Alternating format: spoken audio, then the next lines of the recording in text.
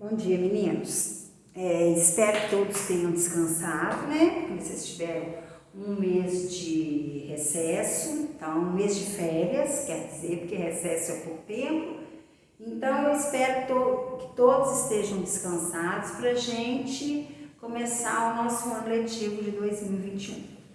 Antes de começar com a apostila, a gente tem, na avaliação diagnóstica que nós fizemos no final de 2020, eu percebi que deu algumas coisas que vocês ainda estavam em dúvida, pelo que vocês responderam na avaliação diagnóstica. Pouca coisa, porque a turma de vocês foi uma turma muito responsável, exceto algumas coisinhas que aconteceram que não me agradaram, mas no geral a turma foi muito responsável, vocês estão de parabéns.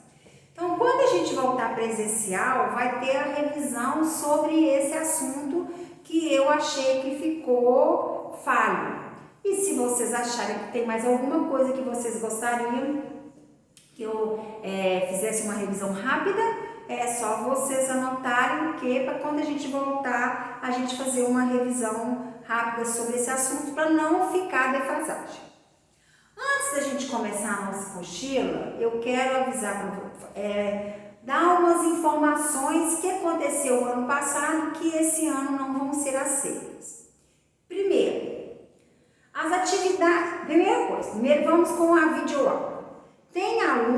Tinha aluno que assistia a aula pelo YouTube, falava que era mais fácil. Esse ano não vai ser aceito. Deixa eu explicar por quê.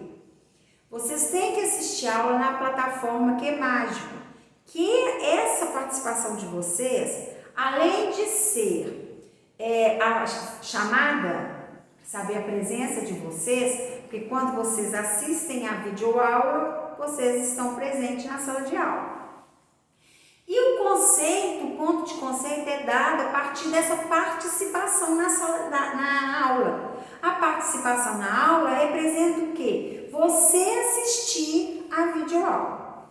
E não adianta colocar para acelerar essa videoaula no modo rápido. Porque quando você faz isso, a plataforma não acusa que você assistiu. Então fica como você não assistiu a videoaula. Não assistiu na hora de dar a pontuação de conceito, você não vai ter, ok? Ou vai ter um conceito baixo se você assistir poucas aulas. Outra coisa em relação às tarefas. Tarefa não, as atividades que são dadas dentro da sala de aula.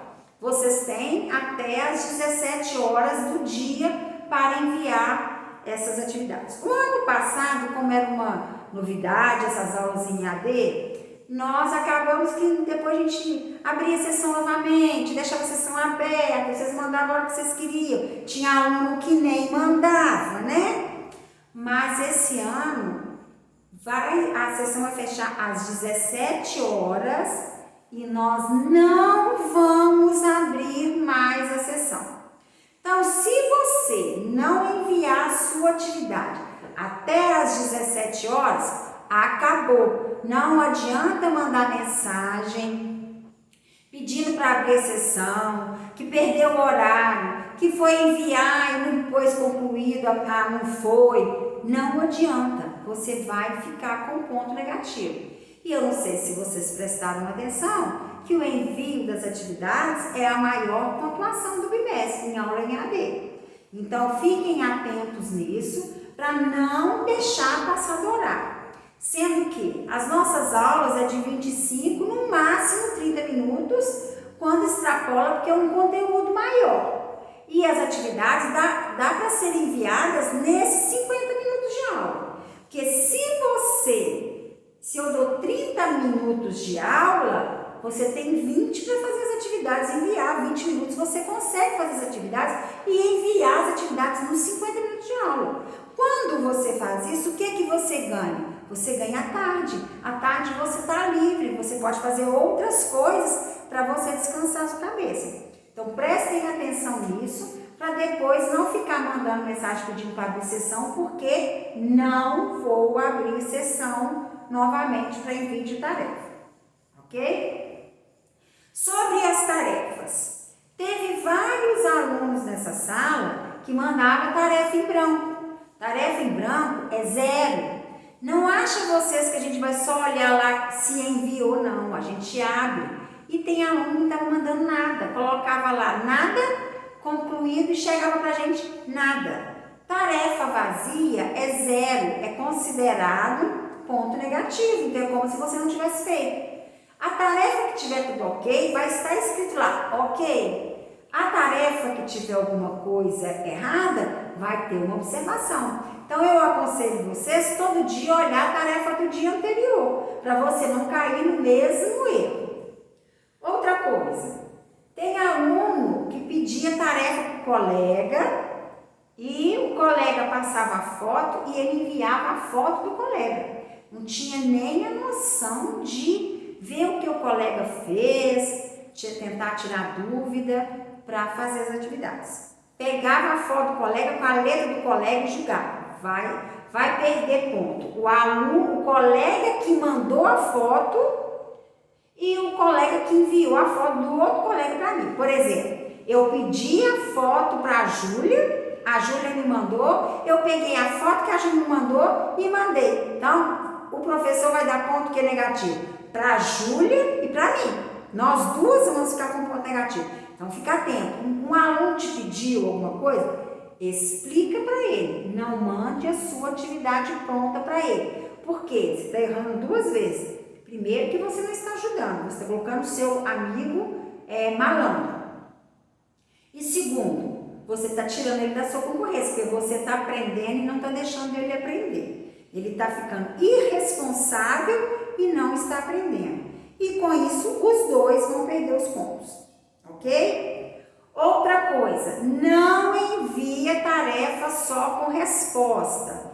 Na aula em EAD, a gente precisa saber o que vocês estão fazendo. Não adianta me mandar só resposta, porque a resposta vocês já estão careca de saber que tem na apostila. No final da apostila tem resposta. Então, se você manda sua resposta, está parecendo que você foi lá e copiou o gabarito. E eu não quero isso. Vocês estão no 9º ano, está na hora de vocês terem responsabilidade.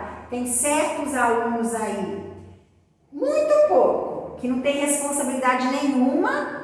Ano que vem já é ensino médio. E ensino médio rapidinho chega em Enem. Então, vamos acordar para isso. Eu estou aqui para tirar todas as dúvidas que vocês precisarem. Tem dúvida? Me manda pelo WhatsApp, no particular, no privado. Por quê? Porque não precisa encher o grupo, né? Porque às vezes a sua dúvida não é dúvida de outra pessoa.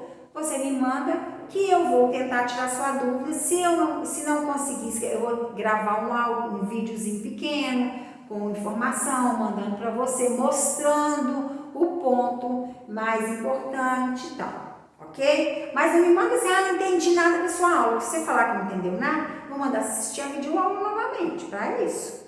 Então, você tem que falar o que você não está entendendo especificamente, ok? Mas pode me mandar que eu tiro as dúvidas. Vamos combinar assim, então? Então, vamos ter responsabilidade. A turma de vocês já é muito responsável, mas vamos ter mais responsabilidade porque vocês estão praticamente no ensino médio, é um pulo. E toda a matéria do 9º ano é muito importante para o 1º ano.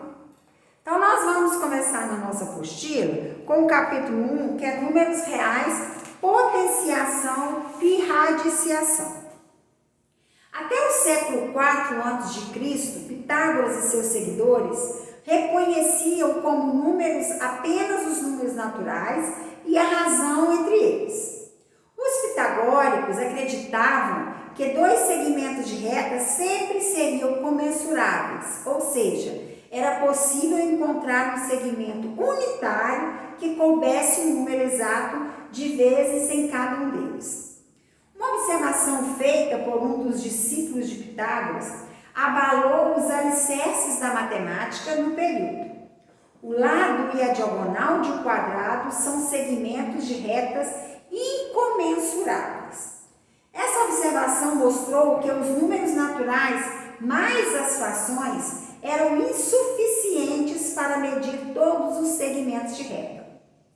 Se mostrou necessário conceito de números, ocorrendo a introdução dos chamados números irracionais. Os números irracionais são aqueles números que nós não conseguimos transformar em frações e são infinitos, que é o caso da raiz quadrada de 2, da raiz quadrada de 3, da raiz quadrada de 5, o valor do π. É um número que é infinito, mas não tem como transformar em fração, porque ele não é periódico. Um número infinito, para ser transformado em fração, ele tem que ser uma fração, um número periódico, onde tem períodos que repetem iguais.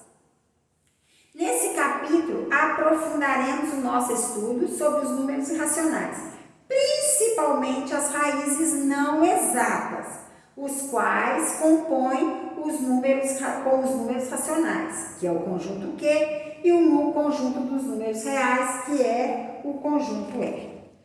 Então, continuando, começando a nossa matéria, nós vamos começar com o conjunto dos números reais, conjuntos numéricos. Neste ano, aprofundaremos o estudo sobre números reais. Então, vamos recordar alguns conjuntos numéricos antes de prosseguir. Nós temos o conjunto N, que é o conjunto dos números inteiros positivos, que é o conjunto dos números naturais representado por N. Nós temos o conjunto dos números inteiros, que é representado pela letra Z, como o próprio número diz, inteiros, são todos os números inteiros negativos, o zero e todos os números inteiros positivos. O conjunto Z também é um conjunto infinito nas duas direções. Depois nós temos o conjunto Q. Quais são os números que pertencem ao conjunto Q? São todas as frações, todos os números inteiros positivos, todos os números inteiros negativos e as dízimas periódicas e os decimais exatos. Então, pertence ao conjunto Q. X é igual a A sobre B, com A e B pertencente a Z, porque o conjunto N está contido no conjunto Z. Então, a gente fala o conjunto Z. E B diferente de zero. Por que B diferente de zero? Porque não existe uma fração com denominador zero. E o conjunto dos números irracionais. O conjunto dos números racionais são os números que pertencem ao conjunto dos números, são os decimais infinitos e aperiódicos. O que quer dizer aperiódico? Não periódicos são os números decimais infinitos e não periódicos. Ou aperiódicos. Por exemplo, raiz quadrada de 2, raiz quadrada de 3, raiz cúbica de 5, raiz cúbica de 6, é uma raiz que não tem um valor exato. E o conjunto dos números reais. O conjunto dos números reais é igual ao quê? A união do conjunto Q com o conjunto I. Por que é Q com I? Porque o conjunto N está contido no conjunto Z e o conjunto Z está contido no conjunto Q. Então, o conjunto Q é a união do conjunto N, do conjunto Z, mais as frações, mais as dízimas periódicas, mais os decimais exatos.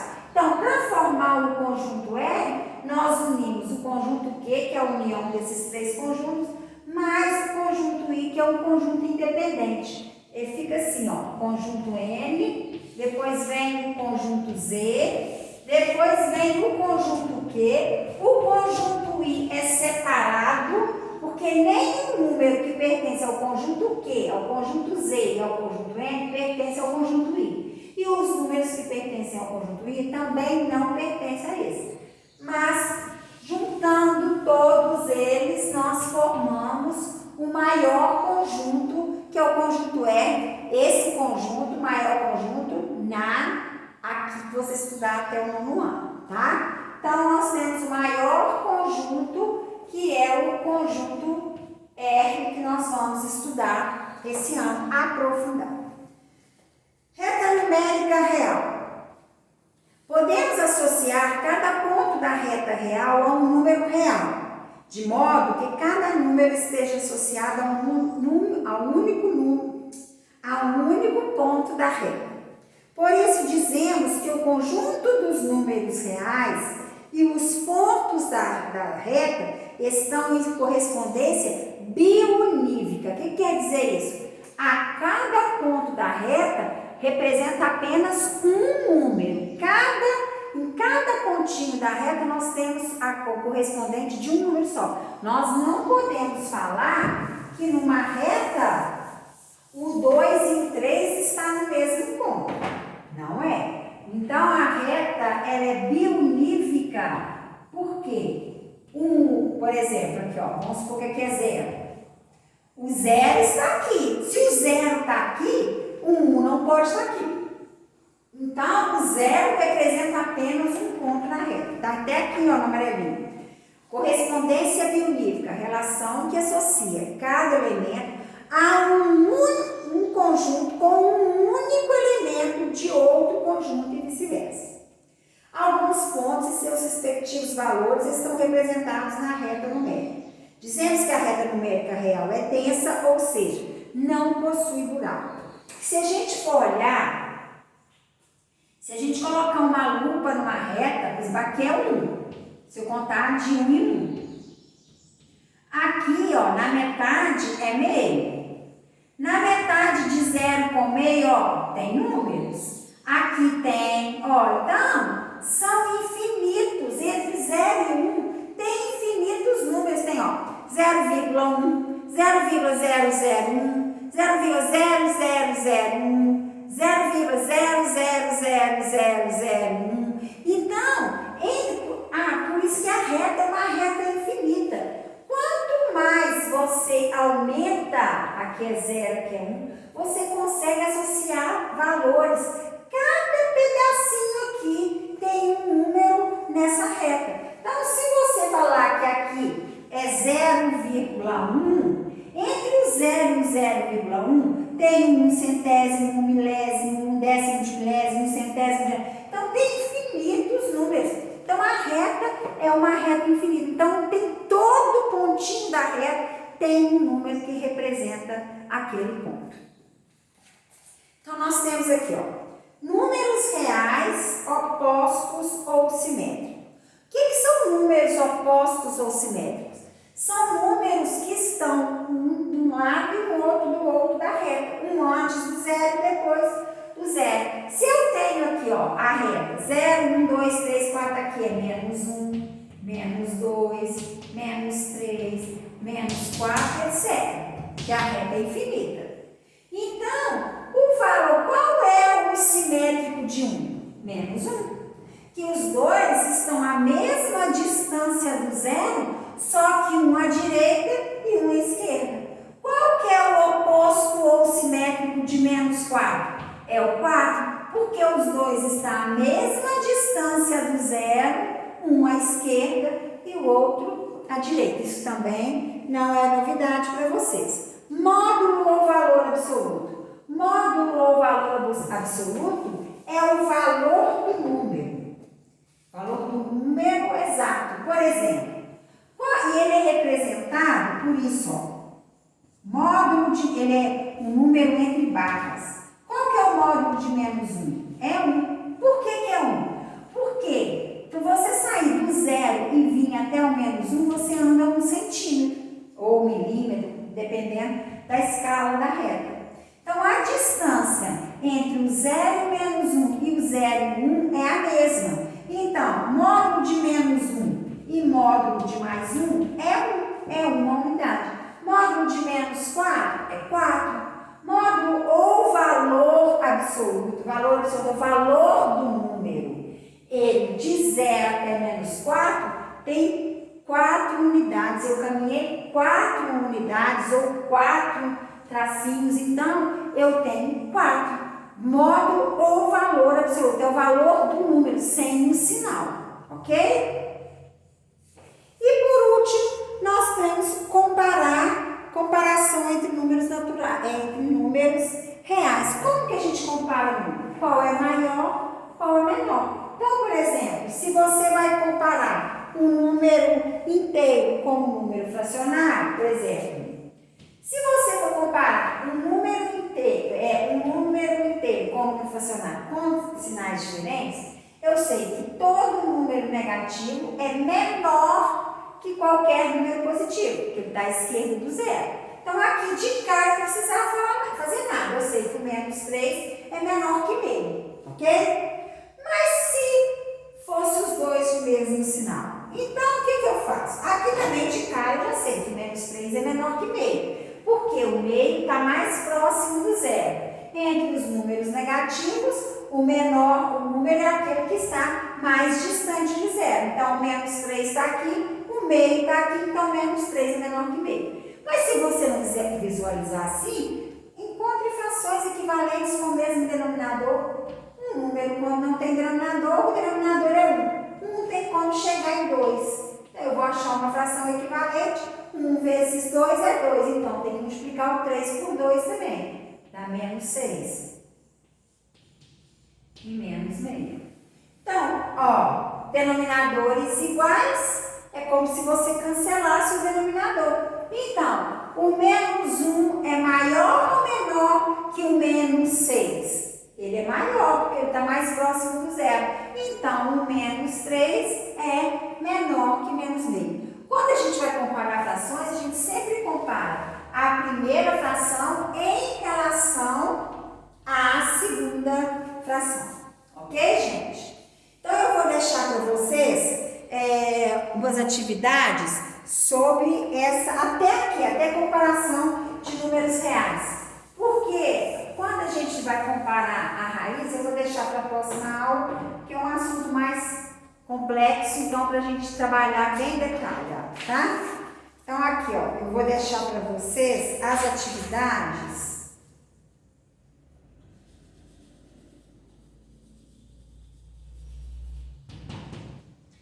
1 e 2 da página 8. Então, dá tempo de vocês fazerem agora e enviar ainda nesses 50 minutos para vocês não terem problema de ficar sobrecarregada à tarde, ok? Então, faça esse exercício, me manda, porque a sessão de tarefa fecha às 17 horas. Beijo, bom fim de semana e até segunda-feira.